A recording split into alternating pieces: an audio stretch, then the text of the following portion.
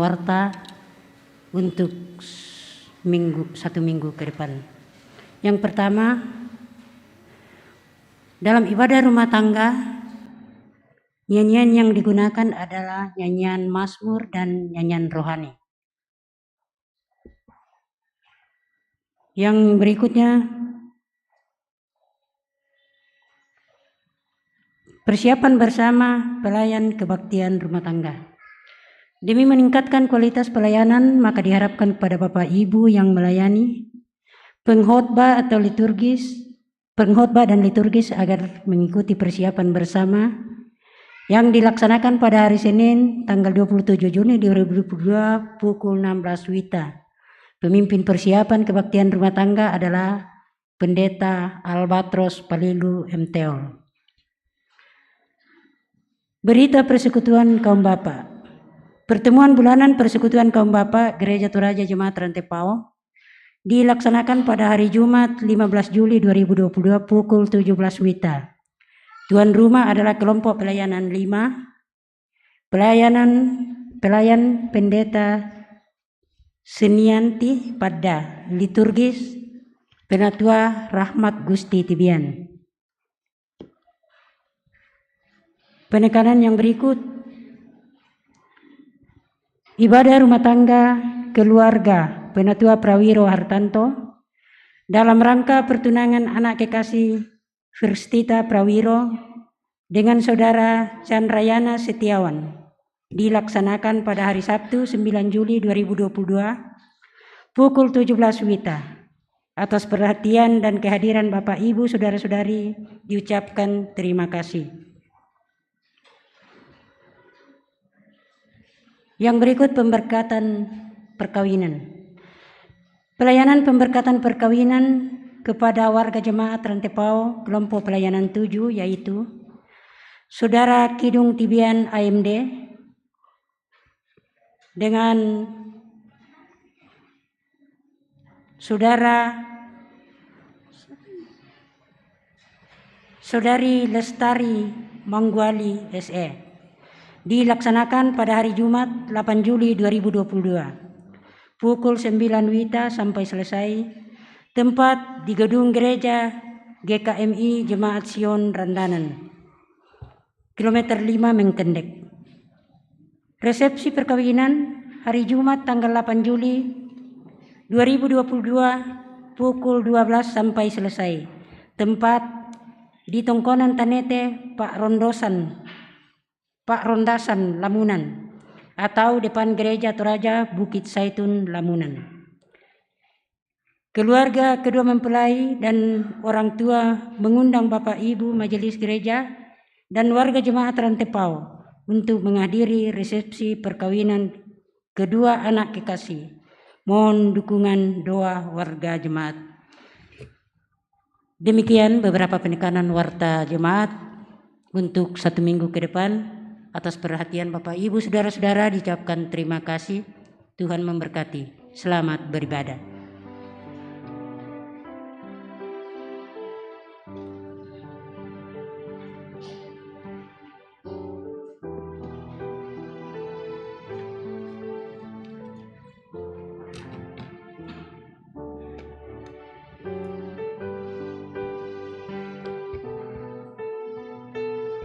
Sidang jemaat yang kasih dalam Tuhan, selamat pagi, salam sejahtera untuk kita semua. Baiklah, kita tinggalkan segala kesibukan kita fokuskan hati dan pikiran kita pada ibadah pada pagi hari ini. Segala hormat dan kemuliaan hanya bagi Allah Tritunggal, yang telah menyatakan kehadiran kekuasaannya dan pemeliharaannya dari awal penciptaan dunia ini dan segala isinya. Kita mengakui makna keagungannya yang menyatakan diri dalam nama Allah Bapa, Anak dan Roh Kudus dalam tuntunan tema seperti ibu yang menghibur. Mari kita menyembah Dia. Saya undang jemaat bangkit berdiri, kita angkat pujian Allah Bapa, kami puji Engkau.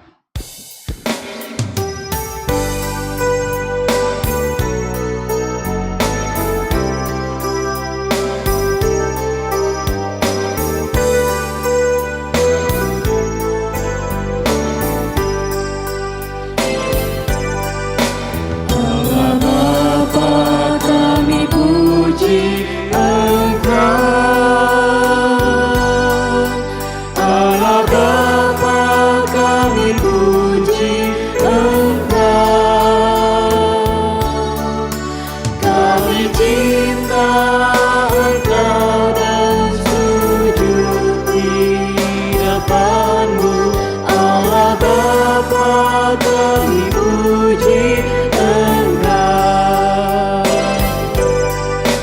Putra Allah kami agungkan Kau, Putra Allah kami agungkan Kau. Kau selamatkan kami memberi hidup baru, Putra Allah kami agungkan Kau. Roh Kudus Engkau menghibur kekal, Roh Kudus Kau menghibur kekal. Kau memimpin, Kau tinggal dalam hati kami, Roh Kudus Engkau menghibur kekal. Bapak Ibu Saudara-saudara yang dikasihi Tuhan, ibadah ini berlangsung dalam nama Bapa dan Anak dan Roh Kudus.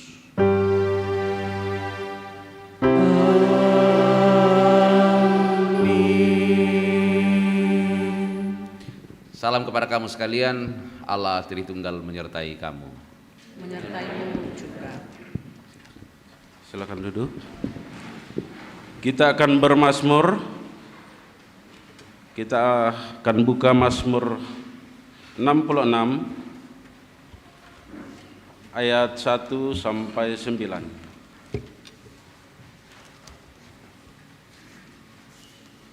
Mazmur pasal 66.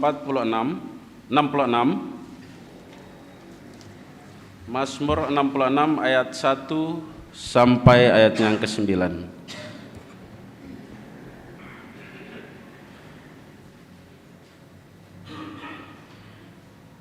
Nyanyian syukur karena orang Israel tertolong. Untuk pemimpin biduan, nyanyian Mazmur. Bersorak-soraklah bagi Allah, hai seluruh bumi. Maksudkanlah kemuliaan namanya, pujilah dia dengan puji-pujian. Katakanlah kepada Allah, betapa dahsyatnya segala pekerjaanmu. Oleh sebab kekuatanmu yang besar, musuhmu tunduk menjilat. Seluruh bumi sujud menyembah kepadamu. Dan bermazmur bagimu, memasyurkan namamu. Pergilah dan lihatlah pekerjaan-pekerjaan Allah. Ia dahsyat dalam perbuatannya terhadap manusia. Ia mengubah laut menjadi tanah kering. Dan orang-orang itu berjalan kaki menuju surga. Oleh sebab itu kita bersukacita karena Dia, Ia memerintah dengan perkasa untuk selama, yang matanya mengawasi bangsa-bangsa. Pemberontak tidak dapat meninggikan diri. Pujilah Allah kami, hai bangsa-bangsa. Dan perdengarkanlah puji-pujian kepadanya. Ia mempertahankan jiwa kami di dalam hidup. Dan tidak membiarkan kaki kami goyah. Amin. Kita angkat pujian bersorak-sorai bagi Allah, seluruh bumi nyanyilah.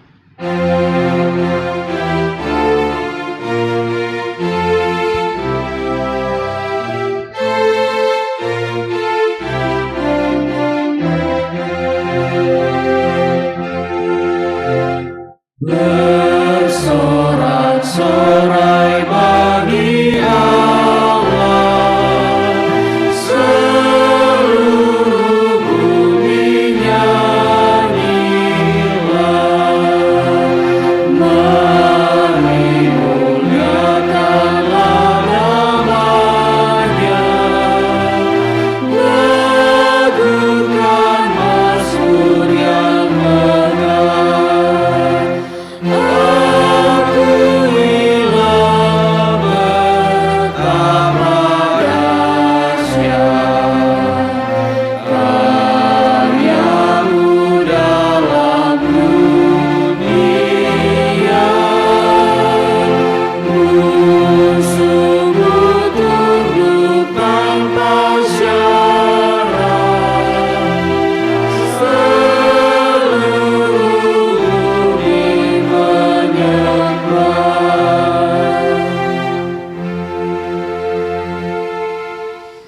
akan mendengarkan perintah mengasihi.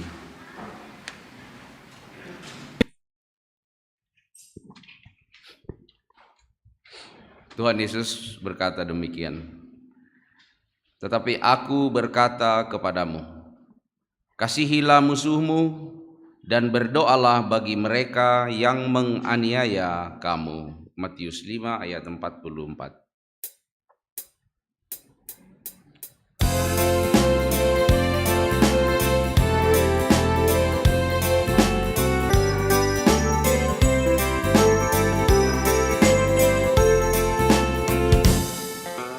Kasihi musuhmu, jangan dibenci.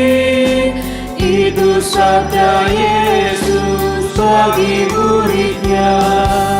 Kasihi musuhmu, jangan dibenci. Mari kawan-kawan turut tintanya. Kasihi musuhmu, jangan dibenci. Walau hati jengkel, marah dan kesal. Kasihi musuhmu, jangan dibenci. Turut perintah Yesus ya selamanya.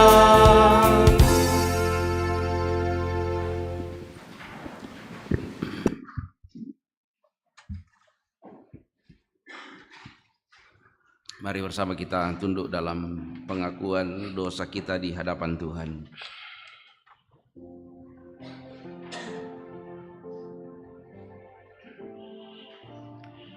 Ya Allah Tritunggal, dalam kerendahan hati dan penuh penyesalan, kami umat-Mu saat ini datang mengaku dosa. Banyak pikiran, perkataan, dan perbuatan kami yang tidak seturut dengan kehendak-Mu. Tidak ada yang tersembunyi di hadapan-Mu. Karena itu kami datang kepadamu memohon pengampunan-Mu. Allah Tritunggal, ampunilah dan kasihanilah kami yang datang dalam penyesalan. Kepada kamu sekalian yang tunduk dalam penyesalan, berita anugerah dari Allah dinyatakan kembali. Siapakah Allah seperti Engkau yang mengampuni dosa dan yang memaafkan pelanggaran dari sisa-sisa miliknya sendiri, yang tidak bertahan dalam murkanya untuk seterusnya, melainkan berkenan kepada kasih setia. Biarlah Ia kembali menyayangi kita, menghapuskan kesalahan-kesalahan kita, dan melemparkan segala dosa kita ke dalam tubir-tubir laut. Amin.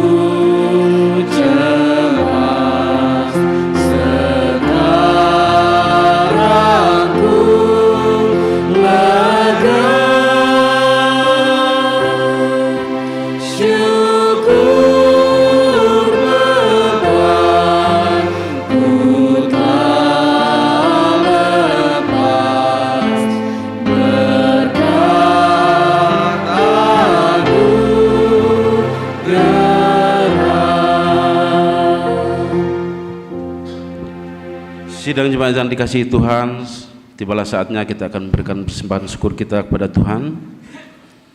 Aku akan masuk ke dalam rumahmu dengan membawa korban-korban bakar. Aku akan membayar kepadamu nasarku yang telah diucapkan bibirku dan dikatakan mulutku pada waktu aku susah. Sambil pundi persembahan dijalankan, kita angkat pujian, mari puji Raja Sorga, persembahan bawalah.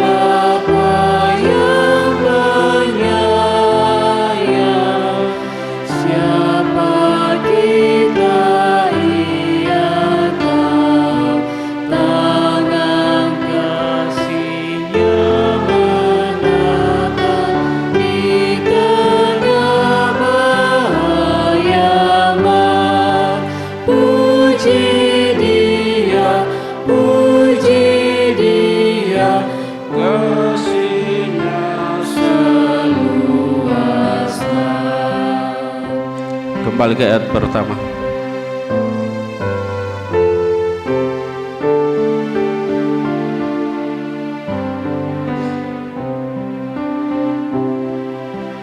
Mari puji Raja Sorga, persembahan bawalah, ditebusnya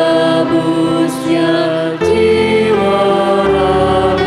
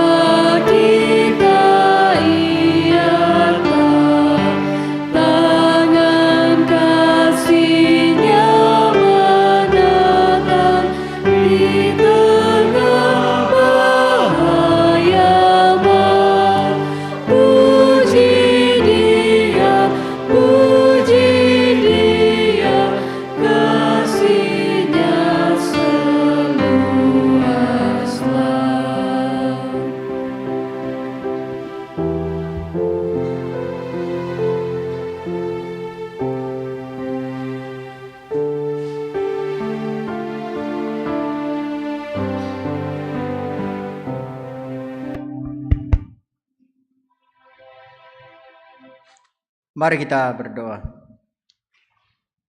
Ungkapan syukur kami naikkan kepadamu Tuhan, karena Tuhan telah mengaruniakan waktu di dalam mengambil bagian di dalam persekutuan pada siang hari ini. Terlebih ya Tuhan, Engkau sudah menggerakkan hati dan tangan kami untuk memberikan persembahan syukur yang kami berikan kepadamu yang asalnya daripadamu. Kami mohon kiranya Engkau memberkati persembahan syukur ini, bahkan yang masih ada pada masing-masing kami. Kiranya Tuhan mengajarkan kami untuk menggunakannya dengan baik, sesuai dengan kehendak-Mu Tuhan. Tuhan, ini doa dan ungkapan syukur kami. Ampuni salah dan dosa kami Tuhan, terima doa kami. Di dalam Kristus Yesus kami mengucap syukur kepada Bapa di surga. Amin.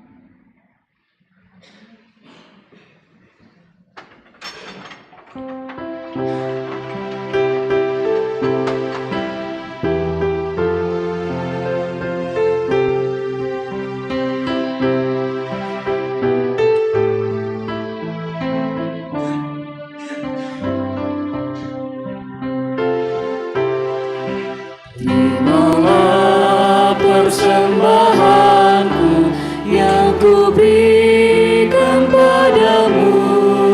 Semoga berbau harum di hadapan-Mu Yesus. Tanda syukur aku berikan sebagai anak Tuhan. Berkati hidupku ini, sembahku terimalah.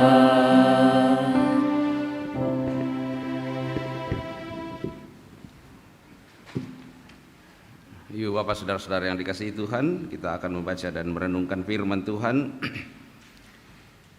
Dan pembacaan kita dari Yesaya 66 ayat 10 sampai 14. Bacaan pertama. Bacaan yang kedua Galatia 6 ayat 1 sampai 18.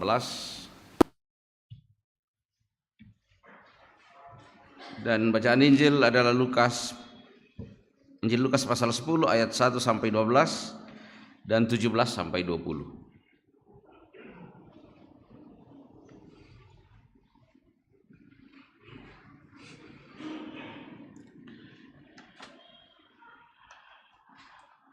Sebelum kita membaca Alkitab, mari kita berdoa.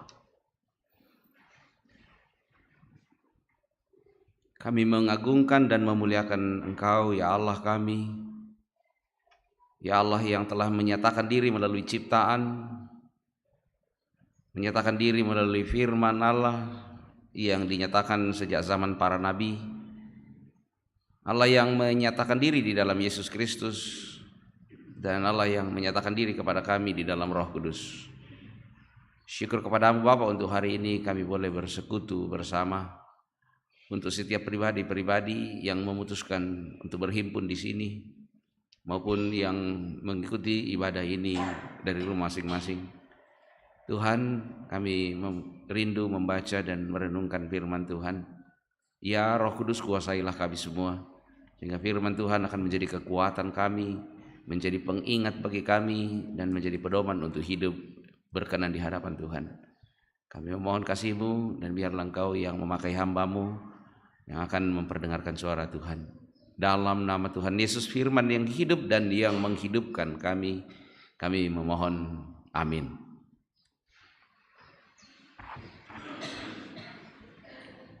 Sekali lagi firman Tuhan Yesaya 66 ayat 10 sampai pada ayatnya yang ke-14. Judul perikop: Keselamatan sesudah hukuman. Ayat 10. Bersukacitalah bersama-sama Yerusalem dan bersorak-soraklah karenanya, hai semua orang yang mencintainya. Bergiranglah bersama-sama dia segirang-girangnya, hai semua orang yang berkabung karenanya. supaya kamu mengisap dan menjadi kenyang dari susu yang menyegarkan kamu, supaya kamu menghirup dan menikmati dari dadanya yang bernas. Sebab beginilah firman Tuhan, sesungguhnya Aku mengalirkan kepadanya keselamatan seperti sungai dan kekayaan bangsa-bangsa seperti batang air yang membanjir. Kamu akan menyusu, akan digendong, akan dibelai-belai di pangkuan. Seperti seseorang yang dihibur ibunya, demikianlah aku ini akan menghibur kamu. Kamu akan dihibur di Yerusalem. Apabila kamu melihatnya, hatimu akan girang, dan kamu akan seperti rumput muda yang tumbuh dengan lebat. Maka tangan Tuhan akan nyata kepada hamba-hambanya, dan amarahnya kepada musuh-musuhnya. Demikian firman Tuhan. Pembacaan kita yang kedua, Galatia pasal 6 ayat 1 sampai 18. Galatia pasal 6 ayat 1 sampai 18. Firman Tuhan. Saling membantulah kamu.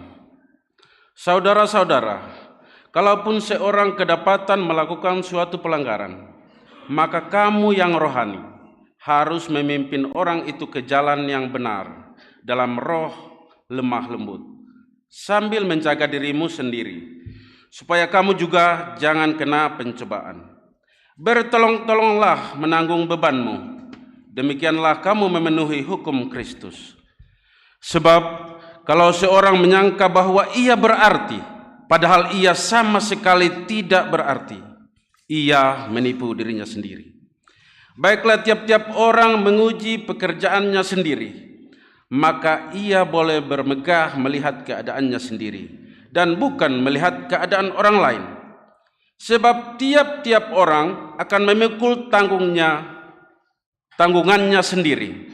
Dan baiklah dia yang menerima pengajaran dalam firman, membagi segala sesuatu yang ada padanya dengan orang yang memberikan pengajaran itu.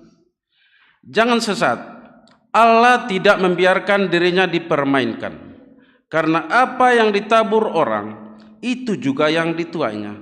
Sebab barang siapa menabur dalam dagingnya, ia akan menuai kebinasaan dari dagingnya. Tetapi barang siapa menabur dalam roh, ia akan menuai hidup yang kekal dari roh itu. Janganlah kita jemu-jemu berbuat baik, karena apabila sudah datang waktunya, kita akan menuai jika kita tidak menjadi lemah. Karena itu, selama masih ada kesempatan bagi kita, marilah kita berbuat baik kepada semua orang, tetapi terutama kepada kawan-kawan kita seiman. Lihatlah bagaimana besarnya huruf-huruf yang kutulis kepadamu dengan tanganku sendiri. Mereka yang secara lahiriah suka menonjolkan diri, merekalah yang berusaha memaksa kamu untuk bersunat, hanya dengan maksud supaya mereka tidak dianiaya karena salib Kristus. Sebab mereka yang menyunatkan dirinya pun tidak memelihara hukum Taurat, tetapi mereka menghendaki supaya kamu menyunatkan diri, agar mereka dapat bermegah atas keadaanmu yang lahiriah. Tetapi aku sekali-kali tidak mau bermegah selain dari salib Tuhan kita Yesus Kristus. Sebab olehnya dunia telah disalibkan bagiku, dan aku bagi dunia. Sebab bersunat atau tidak bersunat tidak ada artinya, tetapi menjadi ciptaan baru, itulah yang ada artinya. Dan semua orang yang memberi dirinya dipimpin oleh patokan ini, turunlah kiranya damai sejahtera dan rahmat atas mereka dan atas Israel milik Allah. Selanjutnya, janganlah ada orang yang menyusahkan aku, karena pada tubuhku ada tanda-tanda milik Yesus. Kasih karunia Tuhan kita Yesus Kristus menyertai roh kamu, saudara-saudara. Amin. Demikian firman Tuhan. Haleluya, haleluya,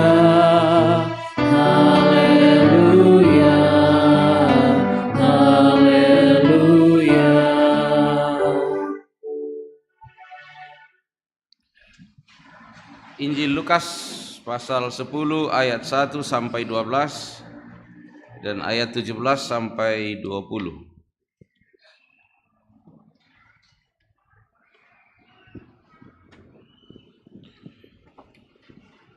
Yesus mengutus 70 murid.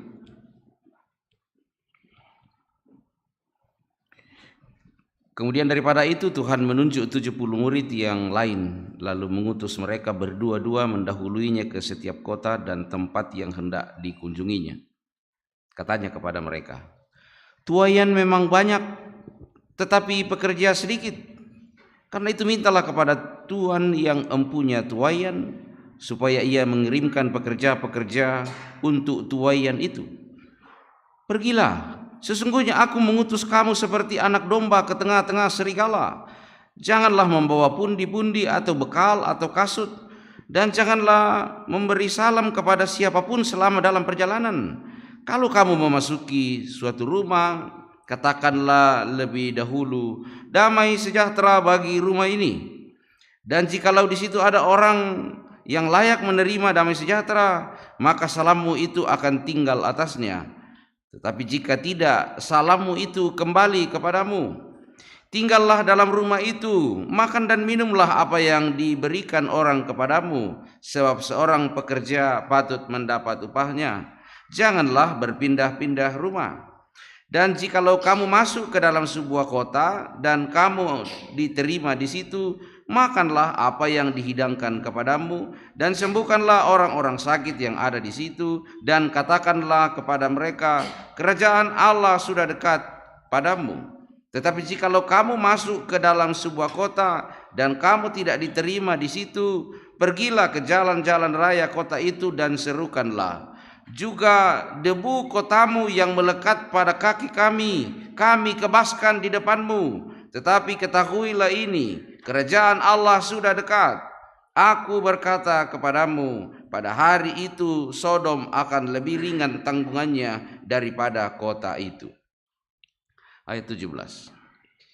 Kemudian ke-70 murid itu kembali dengan gembira dan berkata, "Tuhan, juga setan-setan takluk kepada kami demi namamu."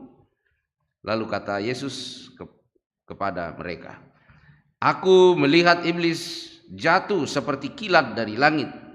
Sesungguhnya aku telah memberikan kuasa kepada kamu untuk menginjak ular dan kalajengking, dan kuasa untuk menahan kekuatan musuh, sehingga tidak ada yang akan membahayakan kamu.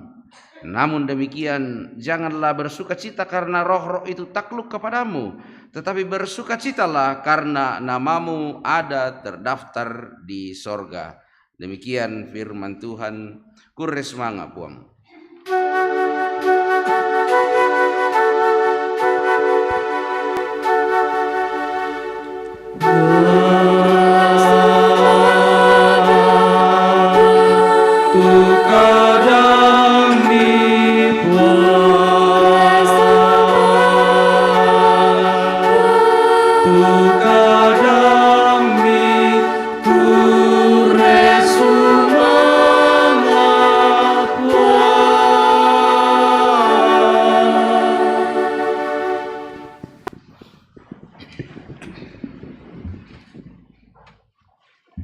Bapak Ibu Saudara yang dikasihi Tuhan, sungguh suatu sukacita bahwa kita boleh dihimpunkan dalam persekutuan kita pada saat ini.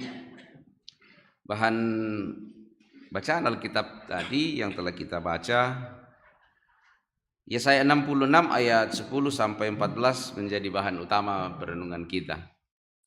Bapak Ibu yang dikasihi Tuhan, hari ini ditetapkan Gereja Toraja sebagai Minggu Trinitas.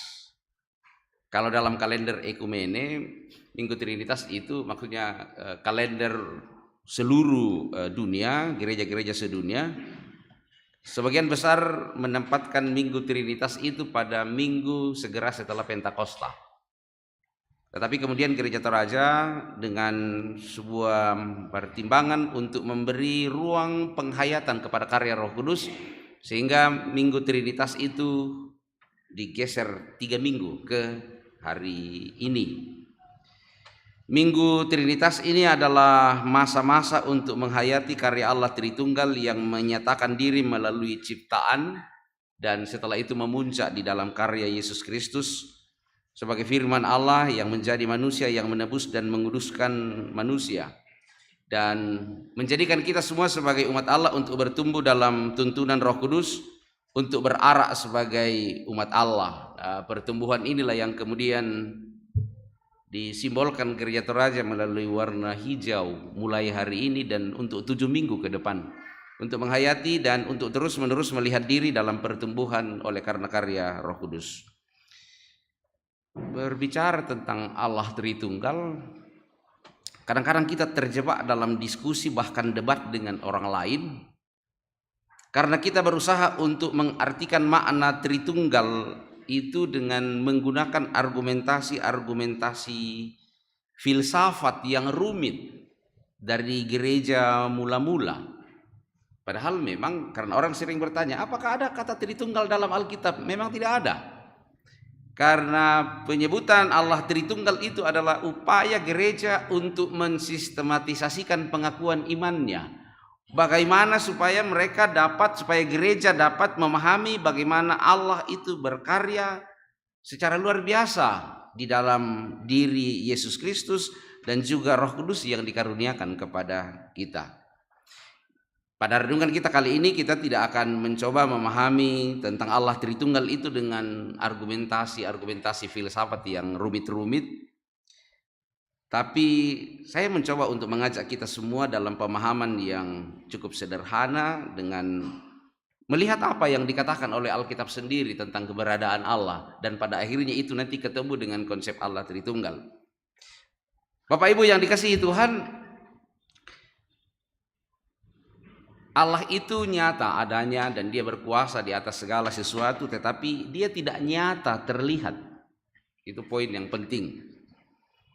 Dia tidak nyata dilihat. Kita tidak melihat wujud Allah, dan bahkan dalam sepanjang sejarah manusia, dalam sepanjang sejarah Alkitab,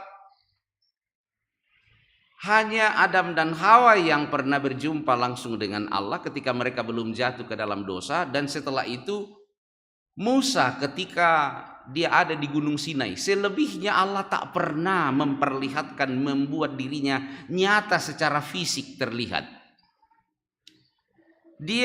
Allah menyatakan dirinya pertama-tama melalui ciptaannya, melalui alam semesta, dan dia hadir dalam ciptaan itu mulai dari Eden. Tapi sayang sekali bahwa manusia merusak tatanan ciptaan sehingga Allah tidak lagi menyatakan diri secara langsung. Di Taman Eden dikatakan Allah berjalan-jalan di taman. Jadi si tamu lindo paya Adam dan Hawa tu buang metua. Tetapi karena dosa sehingga manusia tidak dapat lagi melihat Allah. Karena setiap kali manusia akan berhadapan muka dengan Allah, maka manusia akan binasa. Dan karenanya Allah menyatakan diri melalui perkataan-perkataannya. Makanya di dalam Ibrani 1 dikatakan, pada zaman dahulu Allah berbicara kepada nenek moyang kita dengan perantaraan nabi-nabi. Tetapi saat ini dia berbicara dengan perantaraan anaknya yang tunggal. Bapak Ibu Saudara yang dikasihi Tuhan, jadi Allah kita, Allah yang Esa itu menyatakan diri melalui ciptaannya, melalui karya-karya besar yang telah dia buat sejak dunia ini diciptakan. Lalu kalaupun manusia telah jatuh ke dalam dosa, Allah yang Esa itu tetap menyatakan dirinya melalui perkataan-perkataannya, melalui kata-katanya, melalui para nabi. Dia berusaha menunjukkan dan menyatakan diri kepada manusia. Dia menunjukkan diri dengan berbagai tanda-tanda ajaib di dalam awan, di dalam tiang api, di dalam tiang awan, lalu di dalam berbagai fenomena-fenomena alam. Itu pertama. Tetapi ternyata penyataan Allah ini tidak cukup membawa manusia kepada pengenalan dan ketaatan kepada Allah. Dan karenanya Allah menyatakan dirinya, yaitu bahwa kata-kata itu, firman Allah itu menjelma menjadi manusia. Dalam Yohanes 1 ayat 1 dikatakan, pada mulanya adalah firman, firman itu bersama-sama dengan Allah, dan firman itu adalah Allah. Segala sesuatu dijadikan oleh dia, dan tanpa dia tak ada sesuatu apapun yang jadi. Lalu ayat 14 dikatakan, dan firman itu telah menjadi manusia. Yesus Kristus adalah kata-kata Allah yang menjelma menjadi manusia. Jadi pertama ada Allah yang Esa yang menunjukkan segala yang Dia ciptakan, menyatakan dirinya kepada manusia juga melalui kata-katanya ketika Dia berfirman melalui para nabi. Tetapi ternyata manusia gagal untuk mengikatkan dirinya dan tunduk sepenuhnya kepada Allah. Akhirnya Tuhan mengubah cara penyataan diri itu, dan cara penyataan diri itu adalah di dalam Yesus Kristus. Yesus Kristus adalah kata-kata Allah yang menjelma menjadi manusia. Dan setelah Kristus menyelesaikan semua misi Allah di dalam dunia ini, maka Dia kembali ke sorga, Dia terangkat ke sorga, menyediakan tempat bagi kita. Tetapi Dia tidak meninggalkan kita, seperti janjinya dikatakan, aku tidak meninggalkan kamu sebagai yatim piatu, tetapi aku akan datang kepadamu, yaitu roh yang dijanjikan oleh Bapa. Disitulah kemudian kita berjumpa dengan Roh Kudus. Ketika karya Yesus Kristus telah selesai, maka Dia kembali ke sorga untuk menyediakan tempat bagi kita dan juga tetap menyertai kita. Dan karena itu diberikanlah Roh Kudus. Roh Kudus ini bukanlah sosok yang lain, tetapi Roh Kudus, ruah dalam bahasa Perjanjian Lama. Ruah itu adalah, atau spirit itu adalah pikiran Allah, itu adalah hati Allah, itu adalah kekuatan Allah. Makanya dikatakan Holy Spirit kalau dalam bahasa Inggris. Roh Kudus itu bukanlah sesuatu sosok yang lain, tetapi Roh Kudus itu adalah pikiran Allah yang dikaruniakan kepada saya dan Bapak Ibu semua. Roh Kudus itu adalah hati Allah yang diserahkan, yang dikaruniakan kepada kita untuk tinggal di dalam hati kita. Roh Kudus itu adalah kekuatan Allah yang dikaruniakan kepada kita untuk menjalani kehidupan. Jadi memahami karya Allah Tritunggal itu bisa kita dengan filsafat, tetapi filsafat itu selalu bisa dijawab dengan filsafat.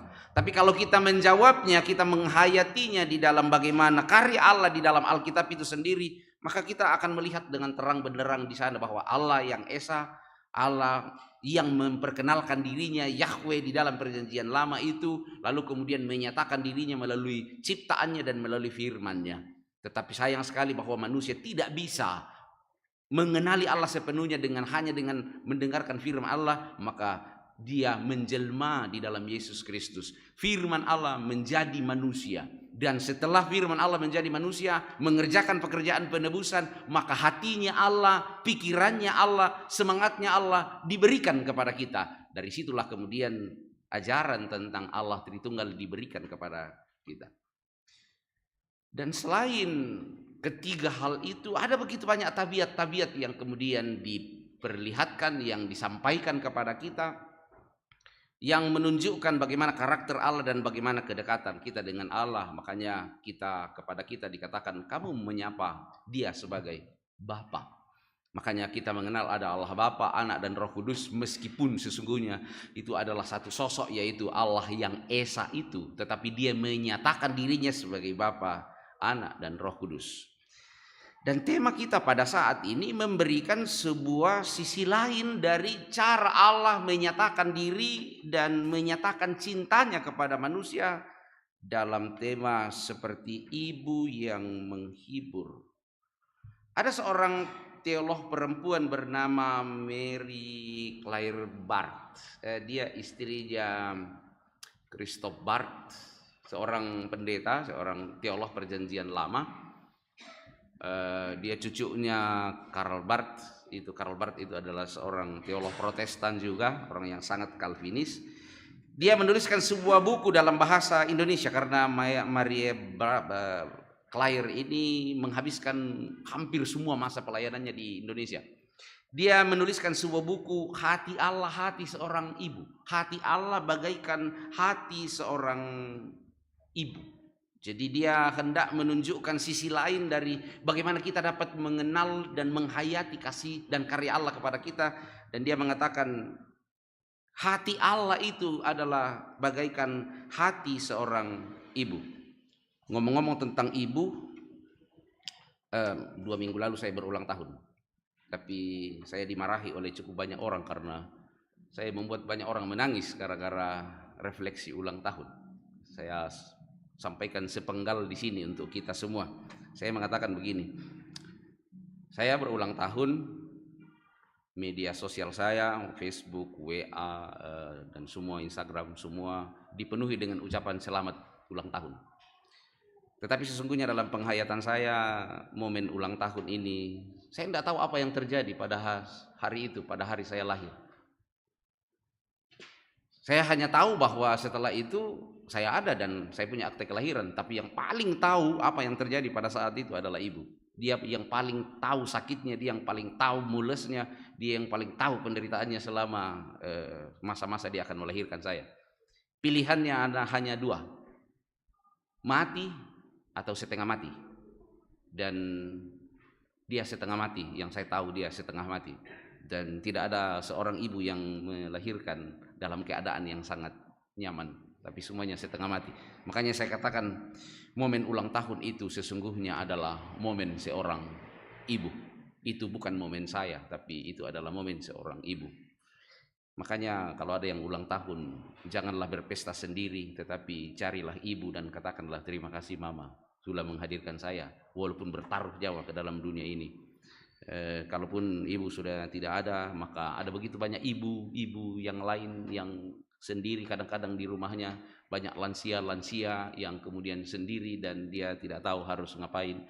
Sapalah dia dan katakanlah terima kasih ibu, bahwa karena penderitaanmu dan karena rasa sakit yang besar pada saat kamu melahirkan generasi, maka generasi kami ada. Oke, saya tidak akan berkhotbah tentang ibu, tetapi itu hanyalah sepenggalan kisah tentang kasih seorang ibu, dan kepada kita dinyatakan bahwa kasih Allah pun adalah kasih seorang ibu. Ada dua pokok perenungan untuk kita hayati bersama pada saat ini berdasarkan Yesaya pasal 66. Yang pertama, bahwa kasih dan penyataan Allah kepada umatnya itu berlaku secara terus-menerus. Dia bisa marah, tetapi setelah itu kembali ada janji pemulihan. Yesaya 66 ayat 10 sampai 14 itu adalah nubuat Nabi Yesaya sekaligus janji Allah pada masa setelah umat Tuhan dibuang di Babel. Jadi masa-masa akhir pembuangan di Babel. Pada saat itu mereka dalam keadaan yang penuh dengan kebingungan, keputusasaan, dan betul-betul hancur karena Yerusalem sudah tidak ada dan mereka sulit membayangkan masa depan mereka. Tetapi di tengah keprihatinan yang mendalam dan karena beratnya masalah yang dihadapi, Yesaya justru menyampaikan seruan untuk bersukacita dan mengatakan bahwa bersukacitalah. Memang mereka ada di Babel karena dihukum. Tetapi ayat 12 dan 13 ada janji.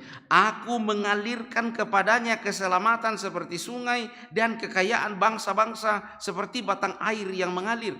Janji pemulihan ini mengingatkan kita pada peristiwa di Taman Eden.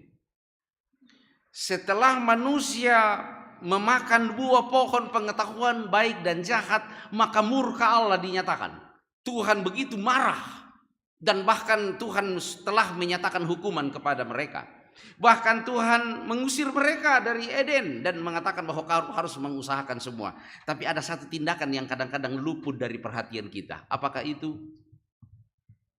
Tuhan menjahitkan pakaian untuk Adam dan Hawa. Marah, luar biasa marah Tuhan. Tetapi dalam kondisi seperti itu ada satu tindakan yang juga menjadi satu gambaran yang sering seorang ibu lakukan. Semarah-marahnya dia, tetap rasa cinta dan rasa sayang itu tetap dia nyatakan. Dan Tuhan melakukan itu ketika dia marah kepada manusia, kepada Adam dan Hawa. Tetapi kalaupun dia diusir dari Taman Eden, tapi ada satu hal yang Tuhan lakukan. Dia menjahitkan pakaian untuk Adam dan Hawa. Kejadian 3 ayat 21. Bahkan yang dikorbankan di situ adalah binatang. Bayangkan, ternyata ada binatang yang baru diciptakan pada saat itu, belum berkembang biak dan sudah punah gara-gara dosa manusia. Tetapi di dalamnya ada pesan cinta bahwa semarah-marahnya Allah kepada kita, semarah-marahnya Allah kepada manusia, dia tetap peduli bagaikan seorang ibu yang peduli kepada anaknya meskipun awalnya dia begitu marah. Saya menjadi anak yatim pada umur 1 tahun. Jadi ayah saya meninggal ketika saya baru berumur 1 tahun. Saya tidak pernah mengenal sosok bapak saya seperti apa. Dan yang menjadi ayah dan ibu saya itu adalah mama saya. Meskipun sekarang telah meninggal dunia. Tetapi ketika saya mempersiapkan bahan ini, yang saya selalu teringat dengan beliau, biasa kita torkosi ke masa pana torkosi kena datang ku bitti, mata amat temo. Torkosi kena datang ku bitti, dan dia betul-betul marah, no alat tu biasa alat tu salabi. Dan yang paling berkesan itu saya pernah membobol sekolah, plafon sekolah, untuk masuk di dalam ruang di mana alat musik ada, karena la Moreliun amela ada ama musik, tidak ada alat musik. Dan di sekolah tempat ibu mengajar ada beberapa alat musik, dan saya kemudian bobol kaca plafonnya dan saya masuk kembali ke dalam. Waktu itu ibu dengan beberapa teman-teman PWGT akan melakukan perkunjungan di tempat yang jauh. Makanya saya katakan oke, ini waktu saya maleku alat tuh kupelada itu alat musik. Dan ternyata batal itu acara mereka. Jadi baru sekitar 15 menit saya ada di dalam. Oh, sudah ribut-ribut, orang lewat di luar. Wah, ternyata mereka sudah pulang, dan jadilah saya dipukul habis-habisan di atau pagar di alam di lopa-lopa tongan nih. Tapi saya heran, dia sambil memukul saya sambil menangis, tapi saya lihat dia menangis juga. Dan dia kemudian setelah itu tangis saya sudah redah, tapi dia kemudian mengambil boka apantana di palakoi laya siapa siaraka, dan dia jadi yang memukul saya, tetapi dia kemudian mengajak saya duduk kembali dan mengolesi. Oh, malila pangatong lang untuk lentekku saya lang bokok, tapi dia sendiri yang mengobati itu. Dan saya sudah tidak menangis lagi, tapi karena ada rasa bersalah, tapi dia yang terus-menerus menangis. Saya dibesarkan dengan air mata seorang ibu. Dan itu membekas begitu luar biasanya dalam hati saya, bahwa air mata di balik kemarahan itu menghapus semua kemarahan, walaupun woi mapanding liur kau lentek khusus banget tuh di lala api, di bala api jo. Tetapi itu semuanya hilang. Tetapi yang ada adalah air mata yang saya rasanya saya masih bisa menggambarkan bagaimana air matanya itu terus mengalir. Saya kemudian melihat dan menggambarkan betapa Allah ketika marahnya kepada orang Israel dalam masa pembuangan. Tetapi saya pun berimajinasi bahwa dia seperti seorang ibu yang menangis melihat anak-anaknya, melihat ciptaannya, melihat umatnya yang memberontak kepadanya. Tetapi dia pun tidak hendak bermaksud untuk memusnahkan mereka. Tetapi ada bagian di mana dia menitikkan air mata, dia mengobati, dia memulihkan kembali. Dan itu yang dilakukan di dalam pembacaan kita Yesaya, bahwa kalaupun Tuhan begitu marah dan membuang mereka ke Babel, tetapi bagaikan seorang ibu, tetap ada kesempatan yang dia buka, dan bahkan mungkin dia menangis dan mengatakan, kembalilah hai anakku, sule kau hai anakku, hentikan penyembahanmu kepada hal-hal yang sering disembah oleh manusia, hentikanlah pengkhianatanmu kepadaku hai anakku. Saudara-saudara yang dikasihi Tuhan, masing-masing kita menyimpan dalam hati kita banyak hal, dan orang lain tidak tahu, tapi kita tahu, tetapi Tuhan tahu. Bapak Ibu saudara-saudara, ketika ada sesuatu yang kita sadari bahwa ini sesungguhnya tidak sesuai dengan kehendak Tuhan, ini tidak sesuai dengan prinsip kasih, sampaikanlah itu kepada Tuhan. Dan bagaikan mengadu kepada seorang ibu, katakanlah, ibu, seperti ketika kita mengadu kepada ibu dan mengatakan, saya memohon maaf karena saya telah melakukan kesalahan, sampaikanlah hal yang sama kepada Tuhan dan mengatakan, oh Tuhan, saya sekarang sedang terbelenggu oleh dosa, saya terbelenggu oleh kebiasaan-kebiasaan buruk. Kita tidak pernah tahu, misalnya ada seorang anak muda contohnya, atau orang tua yang tak terlihat oleh kita, tetapi di kamarnya dia menangis karena dia terbelenggu sedemikian rupa oleh obat-obat terlarang, dan dia tidak bisa keluar dari situ.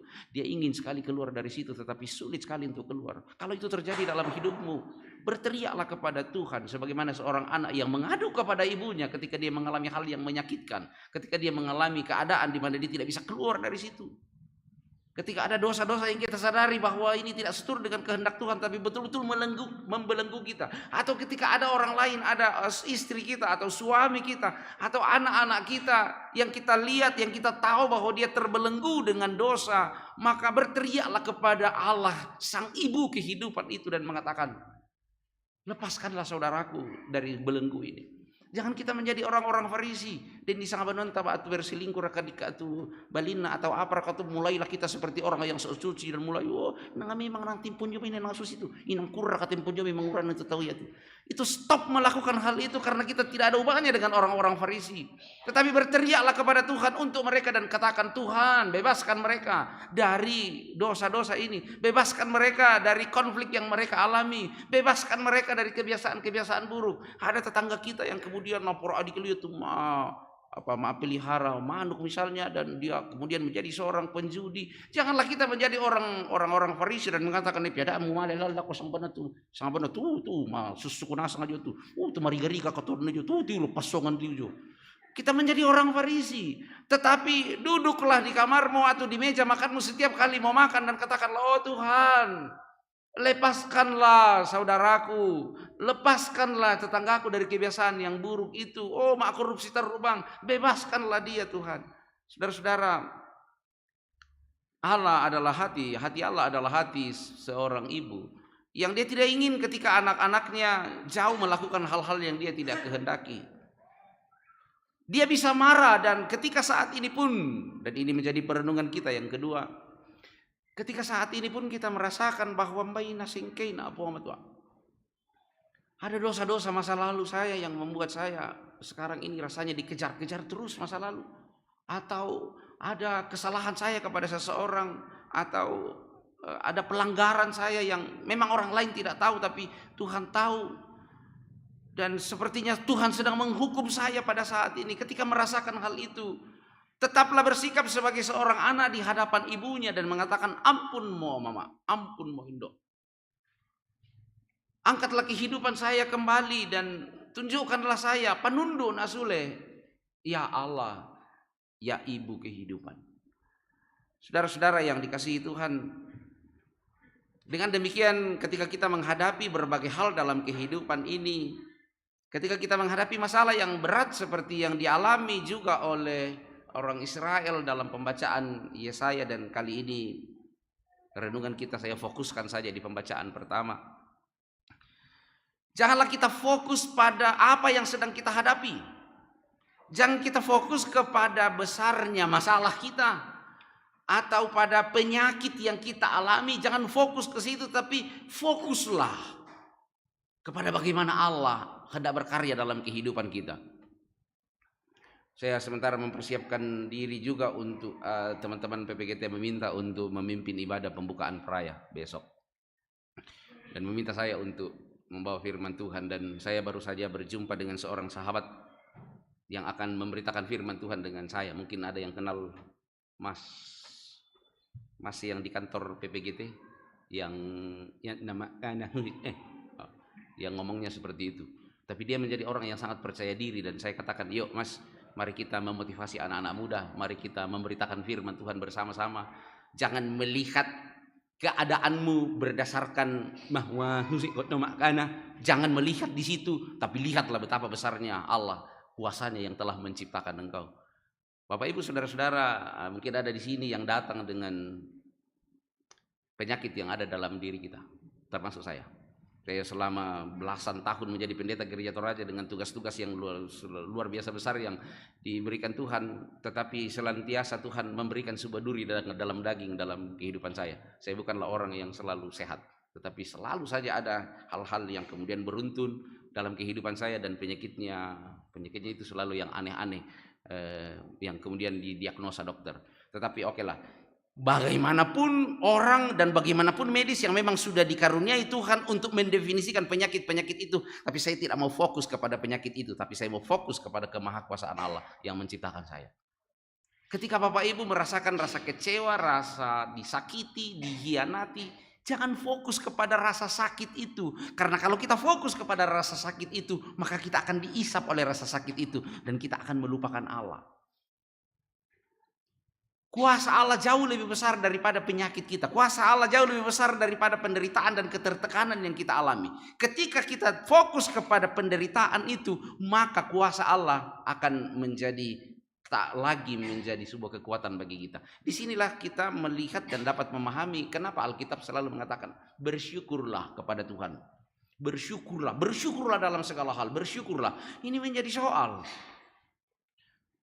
Masa ketika saya jatuh dari motor dan memanggil teman-teman saya dan mengatakan, Westi, Marilah kita ngumpul-ngumpul di rumah, atau ada anak-anak muda yang ditikung di jalan lurus oleh sahabatnya sendiri, yang ditinggal pas lagi sayang-sayangnya misalnya. Tidak akan mungkin mengajak teman-temannya dan mengatakan, bro, mari kita ngumpul-ngumpul, kita bakar-bakar ikan. Oh, kenapa? Diputus Kak tadi siang.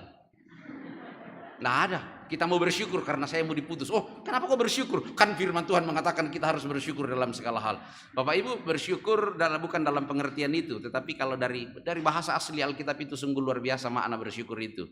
Karena kalau dari bahasa asli Alkitab, bersyukur itu bahasa Ibrani itu yada. Itu 3 huruf. 3 huruf saja, karena konsonan kalau bahasa Ibrani itu ada di bagian bawah, tapi vokalnya ada di atas. Yada itu 3 huruf, Y, D, dan H kalau aksara Indonesia. Yod, Dalet, dan He. Jadi Y, D, H, yadah. Tapi sebelum orang Ibrani, orang Israel pada masa perjanjian lama mengenal bahasa kaligrafi yang ditulis dari kanan ke kiri itu, jadi sama dengan tulisan saudara-saudara kita yang muslim, tapi beda aksaranya. Yang dipakai orang itu adalah piktograf, gambar yang dipakai untuk menulis sebuah huruf.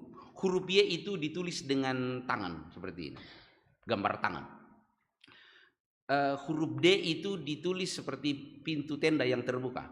Huruf D seperti tenda yang terbuka, pintu yang terbuka.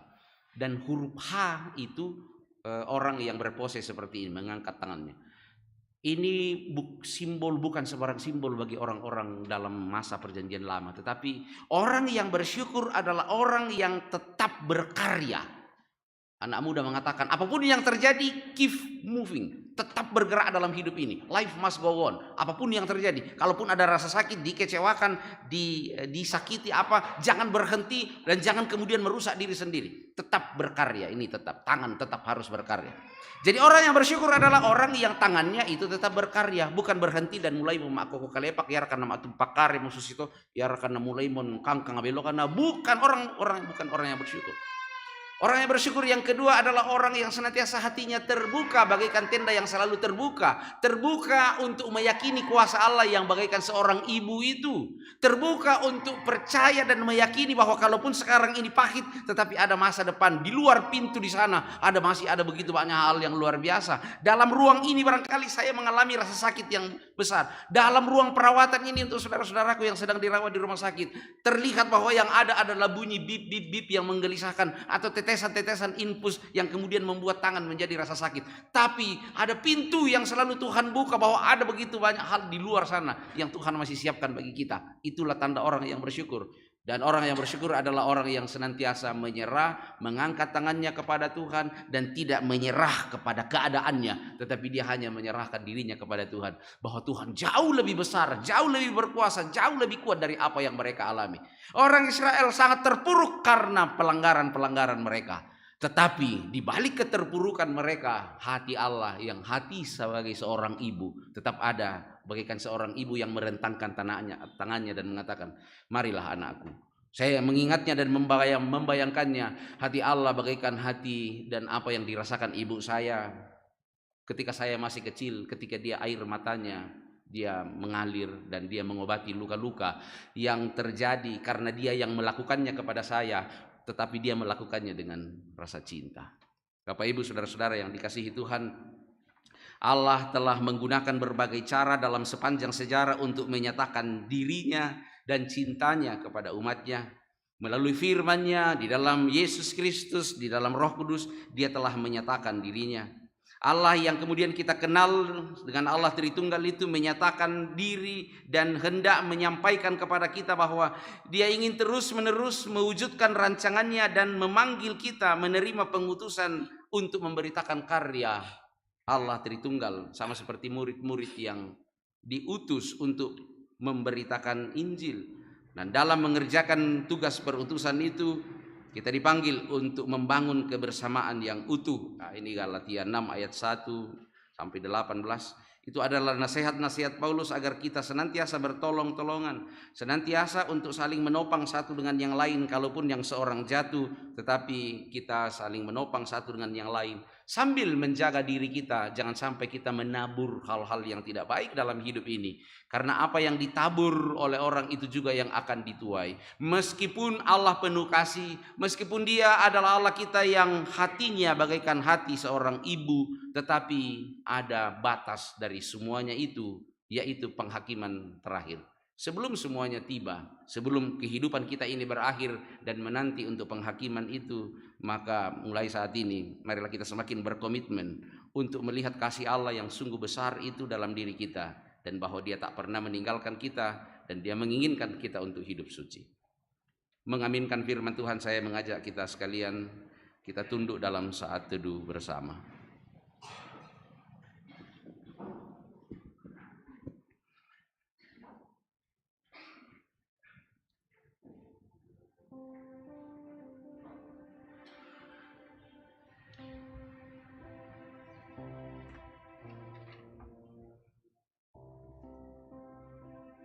Allah telah menyatakan dirinya sejak awal dalam kasih-Nya, cintanya, dan maksud-maksud-Nya untuk dunia. Sayang bahwa manusia jatuh ke dalam dosa, tetapi Tuhan tetap peduli karena cintanya, hatinya, dan karya pemulihannya bagaikan karya seorang ibu.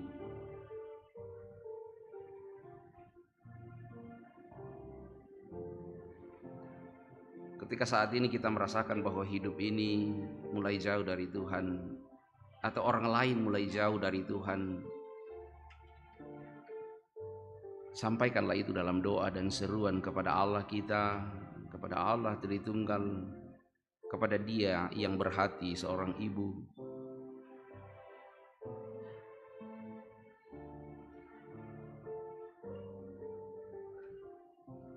Kalaupun kita merasakan penderitaan yang besar pada saat ini, rasa kecewa, sakit,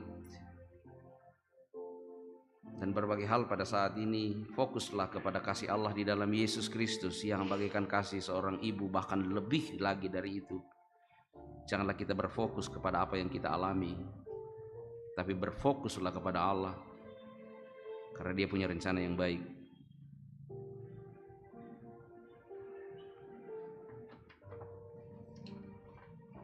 Ketika orang lain jatuh, mohonlah kepada Tuhan agar Tuhan kita yang akan memulihkan bagaikan seorang ibu itu juga akan menyentuh hati mereka yang berada dalam dosa. Tuhan, Engkaulah pemilik segala sesuatu. Engkaulah Allah kami yang telah menyatakan diri melalui ciptaan di dalam Yesus Kristus, di dalam karya Roh Kudus kepada kami. Kami memang tak melihat Engkau ya Allah, tapi Engkau nyata di hati kami, Engkau nyata dalam kehidupan kami, dan kami percaya dan kami meyakini bahwa Engkau memulihkan kami, Engkau merawat kami seperti seorang ibu yang memulihkan, yang menggendong, yang memeluk, yang memberi yang terbaik untuk anak-anaknya, dan bahkan Engkau lebih lagi dari ribuan ibu ya Tuhan. Tolonglah kami ya Bapa untuk menjalani kehidupan ini dalam setia kepada Tuhan, sehingga kami tak akan menghadapi kemarahan-kemarahan Tuhan dalam kehidupan kami. Dan kalaulah kami merasakan dan mengalami kemarahan-kemarahan Tuhan itu, kami datang di hadapan-Mu menangis ya Tuhan, bagaikan seorang anak yang menangis memohon ampun kepada ibunya, karena kami mengecewakan Engkau. Engkau yang telah menyatakan diri kepada kami di dalam Yesus Kristus. Kami percaya bahwa Kristus senantiasa bersama dengan kami. Dan karena itu di sini kami bersyukur. Bersyukur atas persekutuan kami pada saat ini, bersyukur untuk setiap hati yang merendahkan diri di hadapan-Mu, bersyukur untuk setiap pribadi-pribadi yang memutuskan untuk berhimpun bersama di sini. Bersyukur untuk hamba-hamba Tuhan, pendeta, pendatua diaken di Jemaat Rantepao, dan dimanapun hamba-hamba Tuhan melayani. Bersyukur untuk setiap talenta-talenta yang telah Tuhan berikan kepada kami, untuk kami persembahkan demi kemuliaan bagi nama Tuhan. Kami bersyukur bersama dengan saudara-saudara kami yang berulang tahun, baik ulang tahun kelahiran maupun perkawinan. Bersyukur untuk mereka yang sembuh dari sakit. Bersyukur bersama dengan mereka yang mendapatkan kelegaan dan perdamaian setelah mungkin ada konflik atau ada kegelisahan, ada ketertekanan dan ada kegelisahan dalam hidup. Bersyukur untuk cinta kasih di antara anak-anak muda dan beberapa di antara mereka yang akan memberi diri, memberi cinta itu kepada Tuhan untuk diikatkan dalam cinta kasih dalam rumah tangga. Bersyukur kepadamu Bapa untuk pelayanan baptisan kudus yang telah dialami oleh beberapa anak-anak terkasih kami. Kami bersyukur untuk anak-anak kami yang boleh menyelesaikan studi. Kami bersyukur untuk pemerintah kami bersyukur untuk setiap hal yang telah Tuhan kerjakan dalam kehidupan kami. Dan kami bersyukur terlebih karena keselamatan di dalam Yesus Kristus. Tapi dari rasa syukur kami Bapa, perkenankan kami dengan keluh kesah kami, perkenankan kami dengan beban kami di hadapan-Mu. Ketika ada di antara kami yang berbeban begitu besar oleh karena dosa-dosa yang membelenggu kami atau membelenggu orang-orang yang kami cintai, Tuhan, kami datang kepadamu bagikan seorang anak yang datang kepada ibunya memohon-mohon. Lepaskanlah kami dari kuasa dosa yang membelenggu kami. Lepaskanlah orang-orang yang kami cintai dari kuasa dosa yang membelenggu mereka. Bebaskanlah sahabat-sahabat kami yang mungkin terbelenggu oleh kuasa dosa. Dan ajarlah kami menjadi sahabat-sahabat yang baik bagi mereka, bukan justru menjadi hakim untuk mereka-mereka yang telah terikat dalam dosa-dosa. Kami bergumul bersama dengan mereka yang terpuruk dalam hidup ini karena berbagai hal. Biarlah kami senantiasa menyadari bahwa kuasa Tuhan jauh lebih besar daripada masalah-masalah yang kami hadapi. Kami bergumul bersama dengan mereka yang sedang sakit pada saat ini. Kami mohon ya Tuhan, kuatkanlah iman mereka, karena kami percaya oleh iman kami disembuhkan, dan oleh iman kami pun akan tetap bersabar kalaulah proses pemulihan itu masih akan berjalan beberapa saat lamanya. Tuhan, kami bergumul bersama dengan setiap orang yang merindukan begitu banyak hal dalam hidup, tetapi ada begitu banyak tantangan yang mereka hadapi. Kami bergumul ya Tuhan untuk saudara-saudara kami yang mencari pekerjaan tapi belum mendapatkannya. Bergumul bersama dengan anak-anak mudamu yang merindukan seorang teman hidup, tetapi sampai saat ini mereka belum menemukannya. Tapi kami percaya Engkau punya yang terbaik untuk mereka, dan ajarlah kami senantiasa berfokus kepada apa yang Tuhan mau buat dalam kehidupan kami. Terima kasih Bapa atas karunia-Mu yang begitu besar di dalam Yesus Kristus dan penyataan-Mu di dalam Tritunggal. Bapa di sorga, berkatilah kami, berkati pemerintah kami yang telah berkarya bagi kami semua. Biarlah pemeliharaan Tuhan dinyatakan bagi pemerintah kami. Bersyukur bersama dengan keluarga besar Kepolisian Republik Indonesia yang berulang tahun. Biarlah kasih-Mu menyertai Polri, menyertai TNI, dan memberkati semua orang yang berkarya bagi bangsa ini. Berkati kami masing-masing dalam keluarga kami, dalam setiap rencana-rencana pribadi, melanjutkan studi, mencari pekerjaan, atau berbagai hal yang kami rencanakan dalam minggu-minggu yang akan datang ini. Dan khususnya ya Tuhan, anak-anak muda-Mu yang akan melakukan pesta iman bersama dalam pertemuan raya di Bituang. Tuhan, mereka semua adalah mahakarya Allah yang dirancang untuk sesuatu yang besar, meski ada kelemahan-kelemahan dalam diri mereka. Tapi kami percaya ya Tuhan bahwa semuanya akan diwujudkan ketika kami tetap berpegang kepadamu, bagikan seorang anak yang berpegang erat kepada ibunya. Syukur kepadamu Bapa atas kasih-Mu, kami datang kepadamu membawa seluruh kehidupan kami. Di luar Engkau kami tak dapat berbuat apa-apa. Terimalah kami, terimalah doa kami, kabulkan doa kami. Dalam nama Tuhan Yesus kami berdoa, Bapa kami. Bapa kami yang di sorga, dikuduskanlah nama-Mu, datanglah kerajaan-Mu, jadilah kehendak-Mu di bumi seperti di sorga. Berikanlah kami pada hari ini makanan kami yang secukupnya, dan ampunilah kami akan kesalahan kami, seperti kami juga mengampuni orang yang bersalah kepada kami. Dan janganlah membawa kami ke dalam pencobaan, tetapi lepaskanlah kami daripada yang jahat. Karena Engkau-lah yang punya kerajaan dan kuasa dan kemuliaan sampai selama-lamanya. Amin.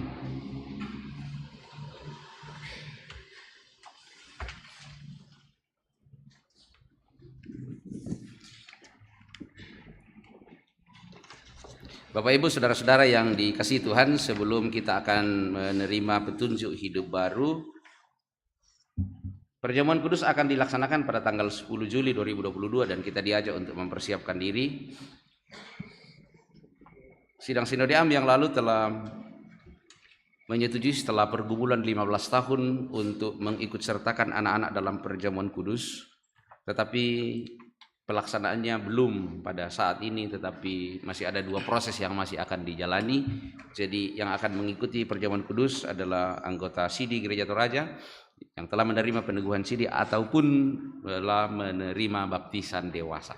Saudara-saudara yang dikasihi Tuhan, minggu depan kita akan mengadakan perjamuan kudus. Tuhan Yesus menitahkan murid-muridnya untuk tetap memperingati pengorbanannya sampai ia datang kembali dalam kemuliaan kerajaannya. Dan karena itu pula lah Rasul Paulus menjelaskan kepada jemaat demikian. Sebab apa yang telah kuteruskan kepadamu telah aku terima dari Tuhan, yaitu bahwa Tuhan Yesus pada malam waktu ia diserahkan mengambil roti, dan sesudah itu ia mengucap syukur atasnya, memecah-mecahnya dan berkata, inilah tubuhku yang diserahkan bagi kamu, perbuatlah ini menjadi peringatan akan aku. Demikian juga ia mengambil cawan sesudah makan lalu berkata, cawan ini adalah perjanjian baru yang dimeteraikan oleh darahku, perbuatlah ini setiap kali kamu meminumnya menjadi peringatan akan aku. Titah Tuhan Yesus itu yang telah dijelaskan oleh Rasul Paulus kepada jemaat di Korintus juga ditujukan kepada semua orang percaya di semua tempat dan waktu untuk dipanggil melaksanakan perjamuan kudus. Dan untuk mengambil bagian dalam perjamuan kudus itu hendaklah kita masing-masing berbuat demikian. Pertama, menyadari dan mengaku dengan sungguh-sungguh dosa kita di hadapan Allah, lalu menyerahkan diri kepadanya dan mengharapkan kelepasan di dalam Yesus Kristus. Kedua, meyakini dan percaya dengan sungguh bahwa Allah telah mengampuni dosa kita melalui sengsara dan kematian Tuhan Yesus. Dan yang ketiga, bersedia meninggalkan kepercayaan yang sia-sia dan segala perilaku yang melawan kehendak Allah, lalu dengan sungguh-sungguh mempersembahkan diri sebagai persembahan yang hidup, yang kudus dan yang berkenan kepada Allah. Sebaliknya, saudara-saudara yang tidak mau berbuat demikian, kehadirannya mengambil bagian pada meja perjamuan Tuhan hanyalah merupakan perbuatan yang sia-sia. Karena firman Tuhan mengatakan, barang siapa dengan cara yang tidak layak makan roti dan minum cawan Tuhan, ia berdosa terhadap tubuh dan darah Tuhan. Karena itu hendaklah tiap-tiap orang menguji dirinya sendiri, dan baru sesudah itu ia makan roti dan minum anggur dari cawan minuman itu. Karena barang siapa makan dan minum tanpa mengakui tubuh Tuhan, ia mendatangkan hukuman atas dirinya. Mari mempersiapkan diri untuk menikmati persekutuan dengan Allah melalui perjamuan kudus. Perjamuan kudus ditujukan bukan untuk orang-orang yang kudus dan suci, yang tidak berdosa, tetapi dia ditujukan untuk orang-orang yang menyerahkan dirinya kepada Tuhan. Meskipun dia banyak kelemahan, tetapi dia berserah diri kepada Tuhan. Bapak Ibu, saudara-saudara yang dikasihi Tuhan, saya mengundang kita untuk berdiri dan mendengarkan petunjuk hidup baru. Pergilah dan lihatlah pekerjaan-pekerjaan Allah. Ia dahsyat dalam perbuatannya terhadap manusia.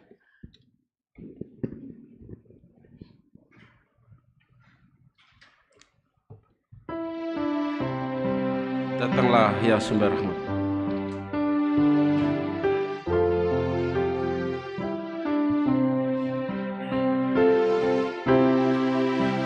Datanglah ya sumber rahmat, selaraskan hatiku, menyanyikan kasih selamat yang tak kunjung berhenti. Ajar aku mada indah kitab balai surgamu. Aku puji gunung kokoh, gunung pengasihanmu.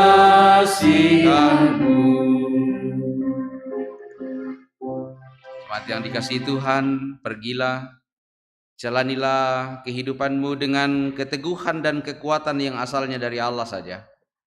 Bagaikan seorang ibu, ia setia menguatkan dan menghibur engkau dalam sepanjang perjalanan hidupmu.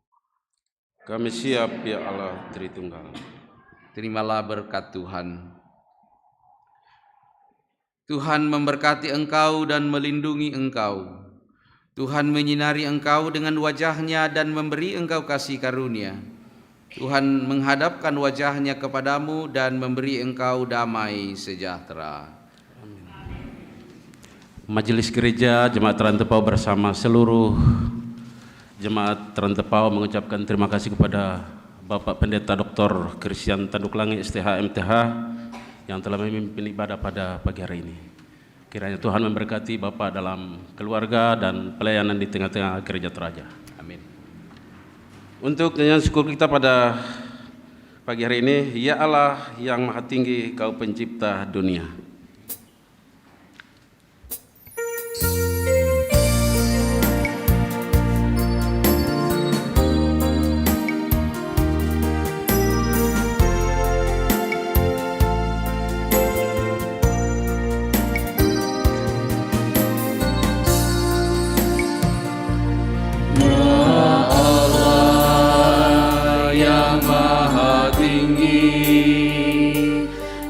Pencipta dunia ini, kami juga Tuhan ciptakan agar Engkau tetap dipuji. Engkau Bapa yang memberkati tiap orang yang rendah hati. Tolonglah kami sekarang ini dan selamanya.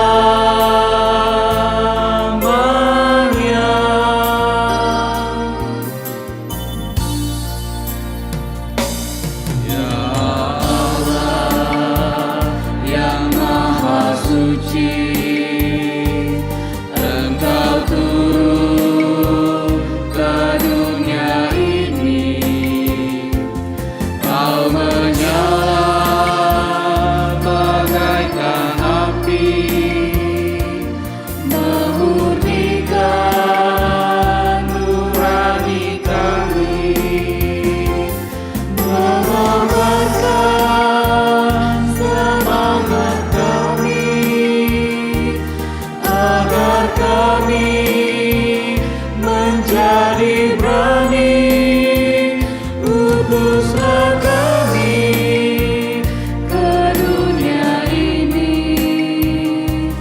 dengan kuasa-Mu.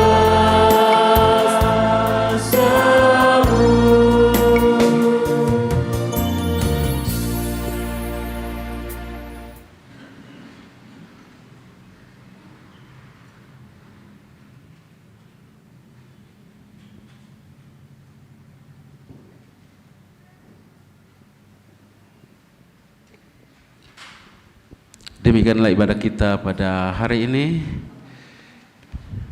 Selamat hari Minggu, Tuhan Yesus memberkati.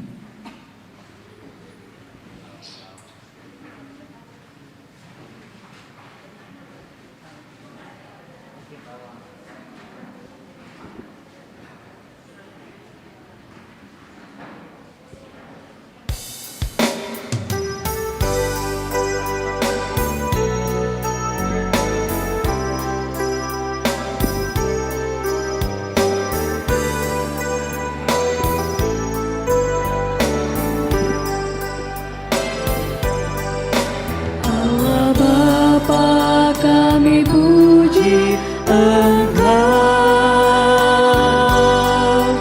Allah Bapa, kami puji Engkau. Kami cinta Engkau dan sujud di depan-Mu. Allah Bapa, kami puji Engkau. Putra Allah, kami agungkan Kau. Putra Allah, kami agungkan Kau.